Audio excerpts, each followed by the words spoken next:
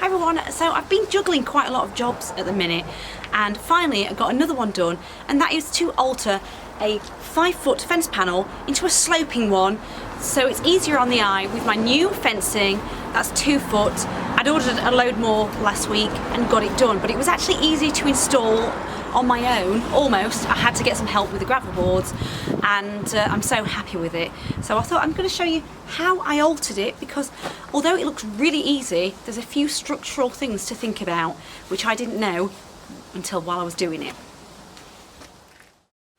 So the first thing that I did was measure the 2 feet panels and figure out what they were in centimetres. And I thought it was best to measure either end of each one. And then I transferred that measurement onto the 5-foot panel. Then I marked where I wanted the slope to start, and I used my speed square for this and made a pencil marking there as well. And once I'd laid it down on the grass to be able to work with it easier, I laid a long straight piece of wood on top and had it in line with my pencil markings. And then marked where it laid across the spars, which are the battens. So that is my top finishing line. And then I needed to measure the thickness of the top trim. I bought this from Oakdale Fencing near me, but it's definitely worth going to a wood yard because Wickes was almost triple the price. So from memory, mine was about 10mm. So I measured that and made pencil markings below the top finishing line and repeated that method and went all the way across. And it was also important that I got the same measurements of the top spar. And again, I got this from Oakdale Fencing. I'll leave all the links to the things below, but your fence panel might be completely different. So then finally, I laid that into position on the new pencil marking I'd made, and then I drew a line along the top of it, and then one at the bottom. And that's where I knew I needed to cut the vertical spars to get it to rest on top. And one of my new favourite tools recently is this Tenon Saw. I love how it gives more of a precise finish, and I just gently sawed back and forth because we're only cutting the spars here. It doesn't matter if you scratch the slats because we're going to be hiding them with trim, but we're not sawing through the slats as well because we need these top spars to sandwich it together. And then I very slowly and carefully used a hammer to pry off the upper spars that I didn't want anymore. But I'd go very slowly and carefully on this because you don't want to ruin any of the existing slats that you need. So I did it all away from the side that I was going to keep. And then once I'd cut those 3 upper spars off, I rested my long piece of wood on top. That way I could determine what miter cut I needed for the very end. And here's where I purposely left the biggest excess, because if I did a cut wrong at the other end, I had a few more chances. And now I'm making a pencil marking to be in line with that vertical spar, and then drew a straight line and then cut again with my Tenon Saw. And now it's time to cut on that vertical mark that I drew earlier.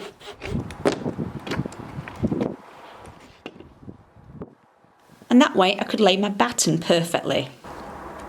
I'm happy with that, very happy. And now I'm working on the opposite side, and I'm making sure that rear vertical line that I cut is transferred exactly. And then I cut that again, and it was time to remove it.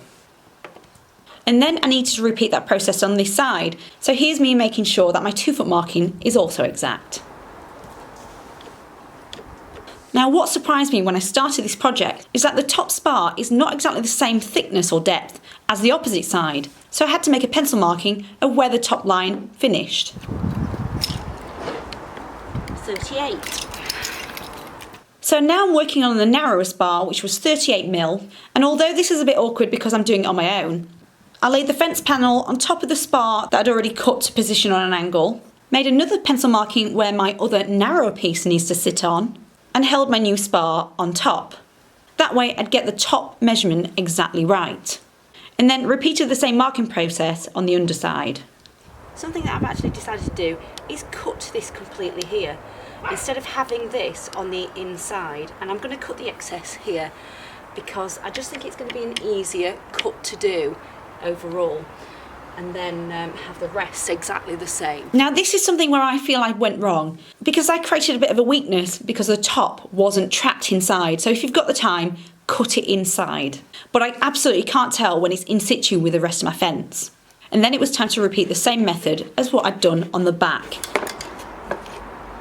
Perfect, that's what I wanted. And cut all the spars on the pencil markings and laid my new spar on top to work out that mitered edge that I needed.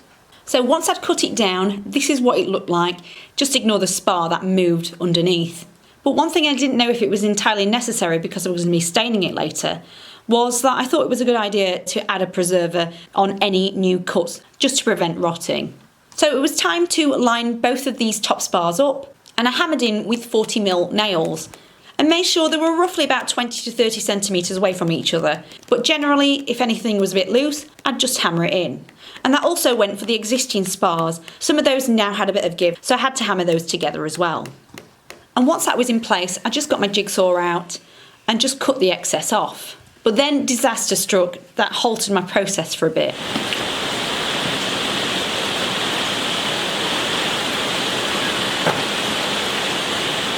So once the rain had died off, I was going to do this with a jigsaw actually, but I just thought it was safer to use a handsaw. And these slats are so thin anyway, and I just cut this whole top area off. And then to add the final bit, that top trim. And although you can't see it, I held it in line and made a pencil marking of where I needed to cut on an angle. And ideally, I really wanted to just use a mitre box for this, but my shed needs organising again and I couldn't find it. But you could do it by hand, but I just ended up getting my mitre saw out and just cut it in line with where I marked it.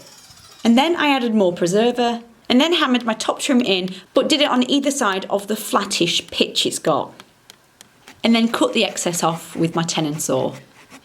And then I had a quality inspector come along to value my work, and he gave me a tip of something that I needed to do. And that was to screw in 2 long thin screws at the very top edge where my trim goes down, and that way it'd make my corner much more stable. Okay, that was really my dad's tip. And because it's not really the weather for staining fences, I didn't want it to look like this, so I just gave it a very light coat with the intention of building it up over the next few weeks. How many times do I have to tell you? You've missed a bit. You're fired. You're fired. You're fired. You're fired. You're fired. You're fired. You're fired. You're fired. You're fired. You're fired. You're fired. You're fired. So if you do fancy altering a fence panel yourself, yes, it's not the most cost effective because I got a quote that it'd be about 35 quid, which isn't that bad really. And I think this cost about £16 before I altered it anyway. But something to bear in mind is it's not as structurally sound as it would have been if I went all the way across on a 45-degree angle. I hope you can hear me because I live on a main road. But it is, I personally think this is easier on the eye, and I do love it. And just the way it flows, it just looks a bit posher than a harsh 5 foot and then just a 2 foot. So yeah, if you like this video, don't forget to give it a thumbs up and subscribe, and hopefully I'll see you in my next one. And if you do want to see how I did the fencing, I'll leave a link to that video below. Thanks for watching. Bye.